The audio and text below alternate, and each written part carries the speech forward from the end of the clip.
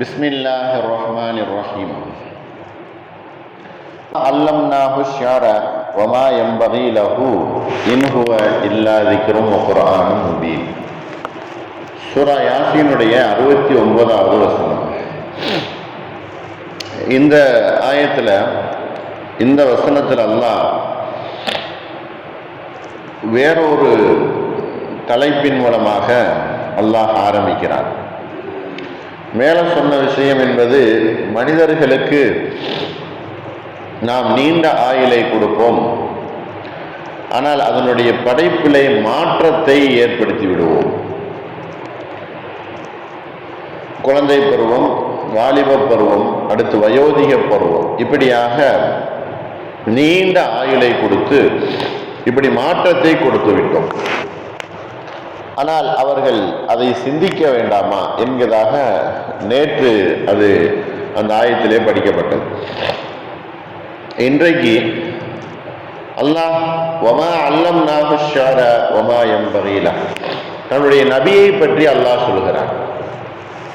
தான் உலகத்திற்கு அனுப்பி வைக்கப்பட்ட இந்த குர்ஆன் அவர் மூலமாக கொடுக்கப்பட்ட அந்த நபியை பற்றி அல்லாஹ் இந்த ஆயத்தில் சொல்லி காட்டுகிறார். என்னது? வமா அல்லம்னாஹு ஷ்யர, நாம் அந்த நபிக்கு கவிதையை கற்றுக் கொடுக்கவில்லை.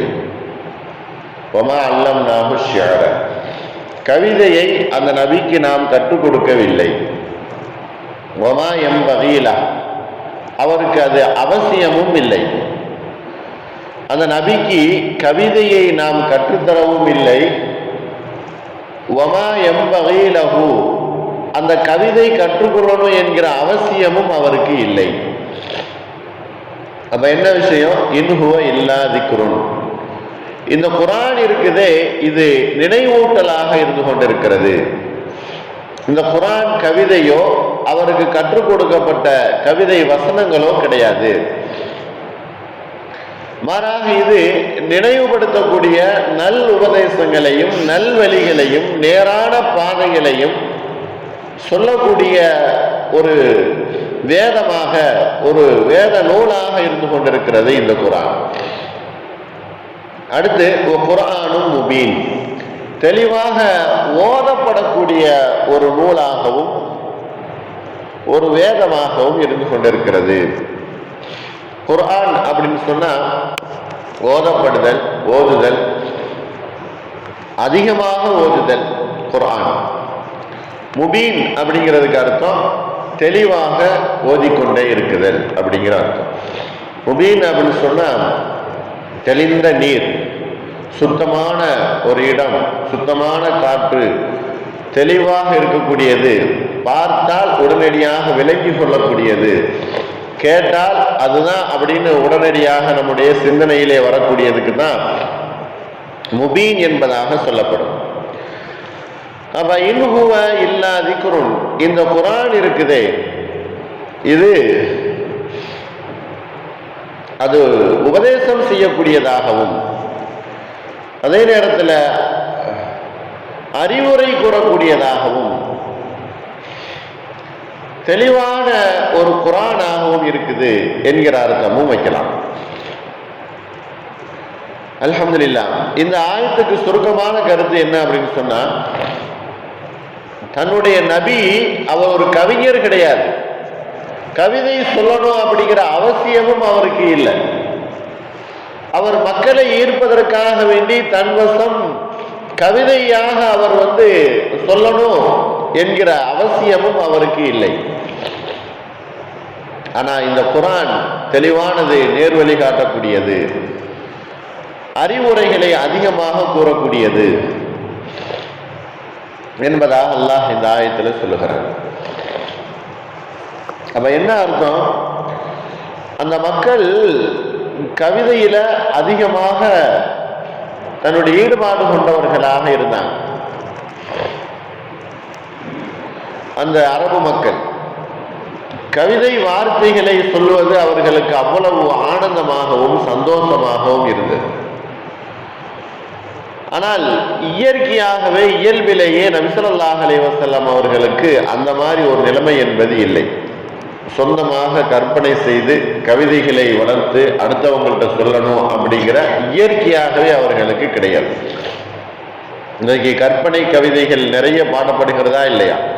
நிறைய சொல்லப்படுகிறது. வார்த்தை ஜாலங்களால் மக்களை மயக்கப்படுகிறது. இது கவிதை சொற்கள். இந்த சொற்கள் அவர் சொல்ல முடியாது, அவருக்கு இயற்கையிலேயே கிடையாது. அல்லாஹ்வுடைய படைப்புல அல்லாஹ் அவர்களுக்கு அந்த மாதிரி கொடுக்கவே இல்லை. ஆனா வரலாற்றில் சொல்லப்படுகிறது, இமாம் ஷாபி ரஹ்மத்துல்லாஹி அலைஹி அவங்க சொல்றாங்க, அப்துல் முத்தலிப் நபி அவர்களுடைய தந்தையாக இருக்கக்கூடிய, அதாவது அவர்களுடைய பாட்டனார் அப்துல்லாஹ் அவர்களுடைய தந்தை அப்துல் முத்தலிப், இவர்களுடைய மக்கள் எல்லோருமே கவிதை படிக்கக்கூடியவர்கள் தான். ஆனால் நபி ஸல்லல்லாஹு அலைஹி வஸல்லம் அவர்களை மட்டும் தவிர அப்துல் முத்தலிபுடைய எல்லா பிள்ளைகளும், ஆண் பிள்ளைகள் பெண் பிள்ளைகள் எல்லா பேருமே கவிதைகள் படிப்பார்களாம். அல்லாஹ் அவர்களுக்கு கவிதை சிந்தனையை கொடுத்திருந்தானா. ஆனால் நபி ஸல்லல்லாஹு அலைஹி வஸல்லம் அவர்களுக்கு மட்டும் இந்த சிந்தனையோ கவிதை என்பதோ அவர்களுக்கு கிடையாது. சரி, கவிதைகள் சொல்லுவது, கவிதைகள் பாடுவது, கவிதைகளை கேட்பது, இது மார்க்கத்தில் கூடுமா, அனுமதி இருக்குதா அப்படின்னா, நபி ஸல்லல்லாஹு அலைஹி வஸல்லம் அவர்கள் அல்லாஹ் இந்த மாதிரி சொல்லுகிறானே, அவருக்கும் கவிதைக்கும் சம்பந்தமே இல்லை. அவர் கவிதை கற்றுக்கொள்ளக்கூடியவராகவும் கவிதை சொல்லக்கூடியவராகவும் இல்லை அப்படின்னு சொல்லும்போது, அப்ப அல்லாஹ் கவிதையை வெறுக்கிறானா அல்லது அது வேண்டாம் என்பதாக சொல்லுகிறானா? கவிதை என்பது என்ன? மனிதனுடைய நாவிலிருந்து அல்லது எழுதப்பட்டோ அல்லது சொல்லப்பட்டோ அடுத்தவர்களுடைய மனதை ஈர்க்கக்கூடிய அளவுக்குள்ள வரிகள் தான் கவிதை வரிகள். ஆனால் இது பாட்டு வடிவிலையும் இருக்குது, அதே போல பேச்சு வடிவிலையும் இருக்குது கவிதை என்பது. பாட்டுகள் அப்படிங்கும் போது ஹராம் தான், அது இசை கலந்து இருக்கிறதுனால அது ஹராமாக ஆக்கப்பட்டு விடுகிறது. ஆனால் மார்க்கத்தில் அனுமதி என்ன அப்படின்னு சொன்னால், நல்ல விஷயங்கள் அது கவிதையாக சொல்லப்பட்டாலும் ஏற்றுக்கொள்ள வேண்டியதுதான், இசை இல்லாமல். அதுல இசை கலக்காமல் அதுல சில அறிவார்ந்த வார்த்தைகளும் நேர்வழி சார்ந்த வார்த்தைகளும் அதுல இருந்துச்சுன்னு சொன்னா அதை எடுத்துக்கொள்ளலாம். ஏன் நம்ம பாட்டு பூரா ஹராம் அப்படின்னு சொல்றோம்னா, அதுல இசை கலந்திருக்கிறதுனால. நபி ஸல்லல்லாஹு அலைஹி வஸல்லம் அவர்கள் இசை கருவியை உடைப்பதற்காக வேண்டி நான் வந்திருக்கிறேன் அப்படின்னு சொல்லி இருக்கிறாங்க. அப்ப இசை கலந்திருக்குதல் என்பது அது ஒரு போதையை ஊட்டக்கூடியது, ஆகையினால அது ஹராம். ஆனால் கவிதை வார்த்தைகள், நல்ல சிந்தனைகள், சுறுசுறுப்பை ஊட்டக்கூடிய வார்த்தைகள், அறிவை வளர்க்கக்கூடிய வார்த்தைகள், கவிதைகள் எது இருந்துச்சுன்னா இது மார்க்கத்தில் அனுமதிக்கப்பட்டது. நபி ஸல்லல்லாஹு அலைஹி வஸல்லம் அவர்கள் ஹஸ்ஸான் இப்னு சாபித் அவர்கள் கவிதை சொல்வதை மிகவும் ரசிச்சிருக்கிறார். பெரிய கவிஞர் ஹஸ்ஸான் இப்னு சாபித் இருக்கிறாரே, அவர் பெரிய ஒரு கவிஞர். அவரை நபி ஸல்லல்லாஹு அலைஹி வஸல்லம் ஆர்வப்படுத்தி இருக்கிறார். போர்களுக்கு கூட்டு போகும்போது எதிரிகளை பார்த்து நீங்கள் கவிதைகள் பாடுங்க அப்படின்னு சொல்லியிருக்கிறாங்க. இப்படி கவிதைகள் பாடுவதை நபி ஸல்லல்லாஹு அலைஹி வஸல்லம் அனுமதிச்சிருக்கிறாங்க. ஆனா அல்லாஹ் ஏன் இந்த மாதிரி நபியை பார்த்து சொல்லுகிறான் அப்படின்னு பார்த்தா, இந்த குர்ஆனுடைய வசனங்கள், குர்ஆனுடைய அந்த எழுத்துக்கள், அது வார்த்தைகள், இதெல்லாம் அவர் கற்பனையில கவிதை கிடையாது, அவர் சொந்தமாக உருவாக்கல.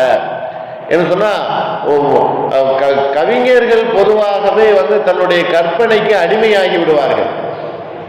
அல்லாஹ் குர்ஆன்ல ஒரு இடத்துல சொல்லும்போது, அந்த கவிஞர்கள் இருக்கிறார்களே, அவர்களை வழிகட்டு போனவர்கள் தான் பின்பற்றுவார்கள் அப்படின்னு அல்லாஹ் குர்ஆன்ல சொல்லி காட்டுகிறான். அப்படியும் சில கவிஞர்கள் தங்களுடைய சிந்தனைகளை மாற்று வழியாக கெட்ட வார்த்தைகளை கொண்டும் ஆபாசமான வார்த்தைகளை கொண்டும் மனிதனுடைய கெட்ட எண்ணங்களை தூண்டக்கூடிய வார்த்தைகளை கொண்டும் போடக்கூடிய அந்த கவிதைகள் மார்க்கத்தில் அனுமதி இல்லை. அந்த மாதிரி பேசக்கூடாது. அதனாலதான் அல்லாஹ் சொல்லுகிறான், அந்த கவிஞர்கள் அவர்களை பின்பற்றக்கூடியவர்கள் வழிதவறி போனவர்கள் தான் அவர்களை பின்பற்றுவார்கள் அப்படின்னு. அல்லாஹ் முக்கிய குறிக்கோள் என்ன? இந்த குர்ஆன் எப்படிப்பட்டது என்பதை மக்களுக்கு சொல்லணும். அது இந்த நபியின் மூலமாக வந்திருக்கிறது. இந்த நபி கவிதை பாடக்கூடியவரா? இந்த நபிக்கு இயற்கையிலேயே கவிதை என்பது இருக்குதா அப்படின்னா அது ஒன்றுமே கிடையாது. அவருக்கு அவசியமும் இல்லை, அதை கற்றுக்கொள்ளக்கூடிய சூழலும் அவருக்கு இல்லை. ஆகையினால் இவர் கவிதை, உங்களுக்கு நாம் கவிதையை கற்றுத்தரவில்லை, அந்த மாதிரி ஒரு வார்த்தை ஜானனை என்பது இவர்கிட்ட இல்லை. மற்ற இவருடன் பிறந்தவர்கள், இவருடைய பெரிய தந்தை சிறிய தந்தை எல்லோருமே கவிதைகள் பாடுவார்கள். நபி ஸல்லல்லாஹு அலைஹி வஸல்லம் அவர்களுடைய நிக்காவில் கூட வரலாற்றில் கவிதைகள் பாடி அவர்களுடைய நிக்காகள் செய்வார்கள் என்பதாகலாம் வரலாற்றில் பதிவு செய்யப்பட்டிருக்கிறது. ஆனால் நபி ஸல்லல்லாஹு அலைஹி வஸல்லம் அவர்கள் ஒருபோதும் இந்த கவிதை பாடக்கூடியவர்களாக இல்லை. ஆனால் சில இடங்கள்ல ஹதீஸுகளை நம்ம பார்க்கிறோம், நபி ஸல்லல்லாஹு அலைஹி வஸல்லம் அவர்கள் யாரோ சொன்ன சில கவிதைகளை அவர்களுடைய நாவல சொல்லியிருக்கிறாங்க அப்படிங்கிற ஹதீஸுகள்ல பதிவு செய்யப்பட்டிருக்குது. இது ஒரு உரையாடலாகவே அந்த ஹதீஸ்ல அபூ எல்லாம் அவங்க கேட்கிறாங்க, அல்லாஹ்வின் தூதரே இந்த மாதிரி அவர் கவிதை பாடலையே நீங்க மாத்தி சொல்றீங்களே அப்படிங்கிற மாதிரி சில உரையாடல்கள் கூட ஹதீஸுகள்ல நம்ம பார்க்கிறோம். ஆகையினால இந்த குர்ஆன் ஆகிறது தெளிவானது, இது உலகத்தாருக்கு நேர்வழி காட்டக்கூடியது. இந்த குர்ஆன் மூலமாக நேர்வழி பெற்றவர் உலகத்துல நிறைய பேர் இருக்கிறாங்க. கியாமத் நாள் வரை இந்த குர்ஆனை நேர்வழி அடைந்தவர்களும் இருந்து கொண்டு இருக்கிறாங்க. அப்படிப்பட்ட நேர்வழி பெற்றவர்கள் அல்லாஹ் நம் எல்லோரையும் ஆக்கி அருள்புரிவானாக. ஆகிர் தாவானா அல்ஹம்துலில்லாஹி ரப்பில் ஆலமீன். அஸ்ஸலாமு அலைக்கும் வரஹ்மத்துல்லாஹி வபரகாத்துஹு.